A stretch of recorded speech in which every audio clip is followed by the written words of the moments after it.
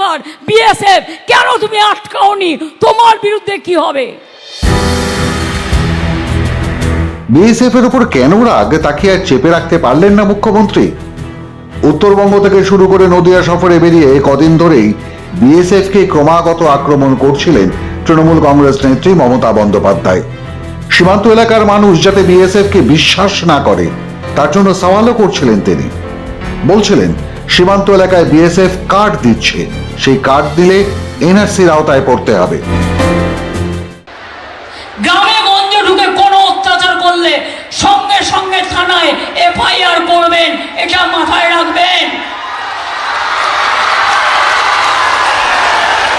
ওরা ভয় দেখিয়ে ভোট করতে চায়, বলবেন ভয় দেখাবে না।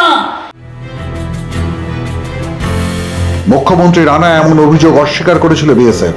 তাদের দাবি সীমান্তে অনেক ভুয়ো আধার কার্ড দেখিয়ে অনুপ্রবেশ করে, তা আটকাতেই নোম্যান্স ল্যান্ডে যারা থাকেন তাদেরকে গেট পাস দেওয়া হয়, অন্য কোনো কার্ড দেওয়া হয় না। তবে বিএসএফ কর্তাদের কথায় কান দিতে চান না রাজ্যের মুখ্যমন্ত্রী। নদিয়াতে গিয়েও সে একই মন্তব্য করলেন তিনি, আর বুঝিয়ে দিলেন কেন সীমান্তরক্ষী বাহিনীর ওপর তার এত রাগ। যে বিএসএফ জওয়ানরা রাত দিন জেগে দেশের মানুষকে সুরক্ষা দিচ্ছে, তাদের বিরুদ্ধে বিষোদ্গারের কারণ নিয়ে এতদিন ধন্দে ছিল রাজ্যবাসী। খামোখা বিএসএফ কে বারবার কেন কাঠগড়ায় দাঁড় করাচ্ছেন রাজ্যের মুখ্যমন্ত্রী? এদিন জনসভায় মনের ক্ষোভ তুলে ধরলেন তিনি।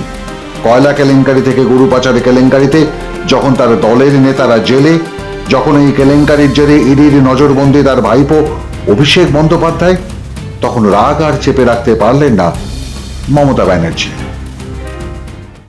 বর্ডারে বর্ডারে বিএসএফ এর অত্যাচার বাড়ছে, আর নতুন করে একটা বিএসএফ এর কার্ড দিচ্ছে যেটা তারা দিতে পারে না। আমি ডিএমদের বলবো, ইনার লাইন পারমিট যদি দিতে হয়, যারা এ পাশ থেকে ও পাশে কাজ করে, ডিএম দেবে, বিডিও দেবে, এসডিও দেবে, কিন্তু বিএসএফ এর কোনো অথরিটি নেই। তার কারণ স্টেট গভর্নমেন্টে ওরা কেউ নেই, নয় ওদের বর্ডার পাহারা দেয়া কাজ। চিৎকার করছে গরু চুরি করেছে তৃণমূল কংগ্রেস, পাহারা দেওয়ার দায়িত্ব কার বিএসএফ, কেন তুমি আটকাওনি? তোমার বিরুদ্ধে কি হবে? তুমি উত্তরপ্রদেশ থেকে গরু পাঠাবে, তুমি রাজস্থান থেকে বাংলার হাটের মধ্যে বুড়ুক পাঠাবে, তুমি বিহার থেকে পাঠাবে, তুমি মধ্যপ্রদেশ থেকে পাঠাবে, আর দোষ হবে আমাদের। কয়লা কার আন্ডারে? সেন্ট্রাল গভর্নমেন্টের আন্ডারে। ইসিএল কাদের? কয়লা মন্ত্রক সেন্ট্রাল গভর্নমেন্টের।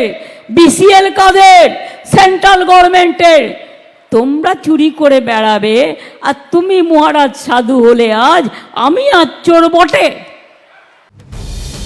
মুখ্যমন্ত্রী যেভাবে আঙুল তুলছেন তাতে মনে হচ্ছে বিএসএফ এক রাজ্য থেকে অন্য রাজ্যে গরু পাচার করে বেরিয়েছে। কেন্দ্রীয় সরকারের দিকে আঙুল তুলতে গিয়ে বিজেপিকে এভাবে কাঠগড়ায় তোলা নজিরবিহীন ঘটনা বলে মনে করছেন বিরোধীরা। এমনকি ভোটের লাইন ঠিক করানো নিয়ে মুখ্যমন্ত্রী যেভাবে বিএসএফ কে তোপ দেখেছেন তাতেও বিস্মিত তারা। বিজেপির প্রশ্ন, যারা চুরি করছে তাদের আড়াল করতে গিয়ে নির্দোষ সীমান্ত রক্ষীদের কেন দোষারোপ করছেন রাজ্যের মুখ্যমন্ত্রী?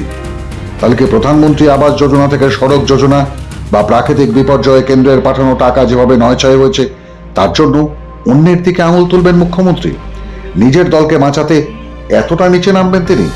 মুখ্যমন্ত্রীর এহেন মন্তব্যের জবাব ভোটের বাক্সে দেওয়া উচিত বলে মনে করছেন বিরোধীরা। মাধ্যম ব্যুরো রিপোর্ট।